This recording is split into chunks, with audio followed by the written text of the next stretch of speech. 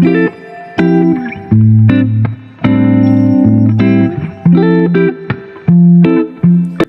à tous et merci d'être venus. Bienvenue à un nouveau chapitre de Subandrai où la vérité blesse Megari. Aujourd'hui, on va aborder une question plutôt controversée mais aussi fondamentale dans sa vie, la publicité.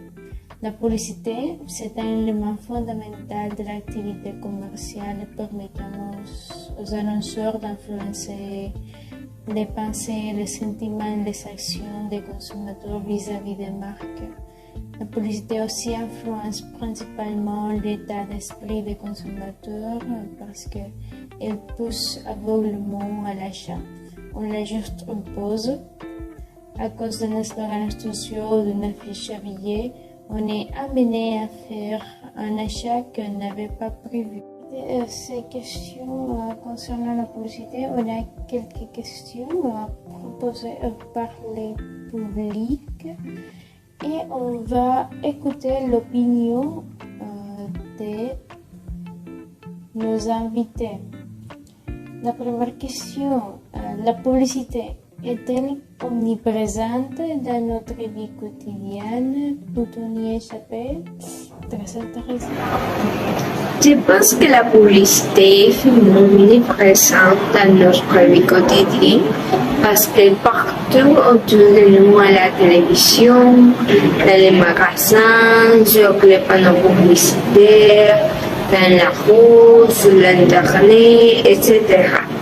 Cependant, il est possible d'y échapper en limitant notre exposition à la publicité, en choisissant d'utiliser un bloc de publicité sur Internet ou de limiter notre temps sur les réseaux sociaux. La publicité est partout, chaque seconde de notre vie, c'est inévitable.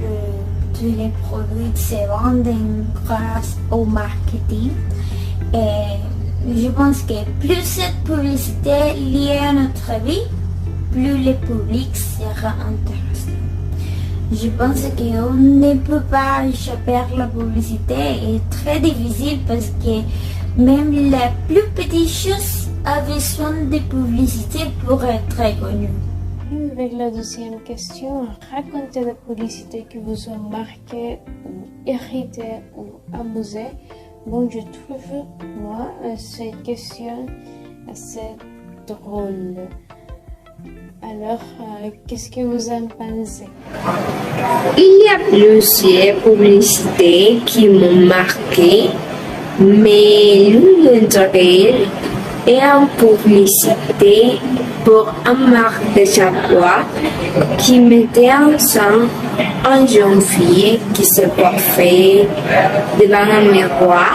Et ce qui m'a frappé dans cette publicité, c'est qu'elle avait un message très positif qui encourageait les femmes à s'accepter telles qu'elles sont et à ne pas se laisser influencer par les normes des beautés réalistes.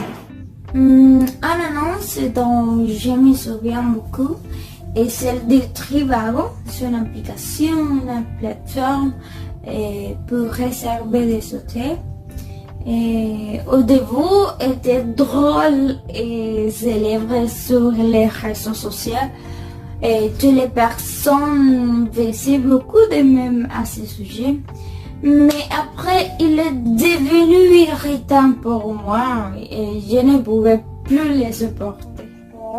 Pour vous, la publicité nous incite-t-elle vraiment à consommer davantage?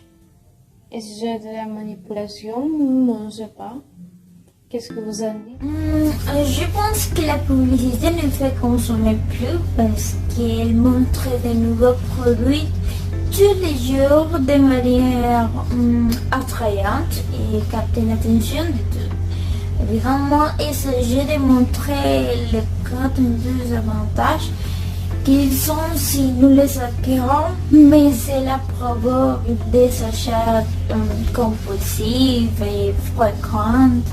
Et les acheteurs accumulent plus de choses et achètent plus qu'ils ne devraient.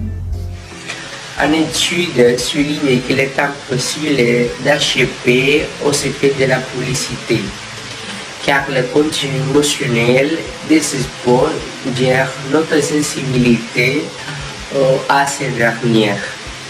Nous sommes au travail et arrière-plan, et nous écoutons la radio, nous regardons la télévision, et tous les 15 minutes, nous sommes bombardés de publicité. Je pense que la publicité peut nous inciter à consommer davantage parce qu'elle utilise souvent des stratégies marketing pour nous convaincre que nous avons besoin de certains produits. Cependant, je ne dirais pas que c'est de la manipulation parce que nous avons toujours le choix d'acheter nos produits. Bon, ça dépend. Si elle est bien faite, elle a une grande influence sur la consommation. En effet, les clients cibles ressentent le besoin de consommer davantage les produits. Bref, le fait de diffuser plusieurs fois une publicité entraîne une personne à aimer inconsciemment les produits ou la marque. Donc, sans le vouloir, les cibles est vouée à acheter le produit.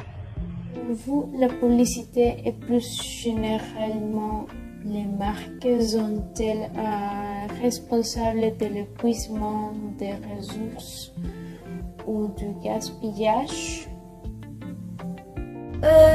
La publicité aussi que les marques, elles sont responsables de l'épuisement des ressources et du gaspillage. Bon, pour atteindre son objectif, la publicité a des méthodes efficaces. D'abord, ces messages sont brefs, simples et amusants. Ils sont si bien adaptés à leur cible qu'ils arrivent à tromper les consommateurs. Oui, je pense que les marques et la publicité ont une certaine responsabilité dans l'épuisement des ressources et le gaspillage parce qu'ils encouragent souvent la consommation de produits et usage unique. Cependant, je pense que nous avons toujours une responsabilité individuelle de consommer de manière plus responsable et durable. La dernière question, quel est l'impact de la publicité sur les enfants? Peut-elle être dangereuse? Qu'est-ce que vous en dites? La plupart des publicités ont un impact négatif sur les enfants parce qu'elles deviennent dangereuses en raison de son essai. Ils instillent aux enfants le virus de la surconsommation, l'enfant n'ayant pas compris que les produits que la publicité lui vantait n'étaient pas le meilleur. Il a tendance à faire des caprices au supermarché pour se le faire acheter.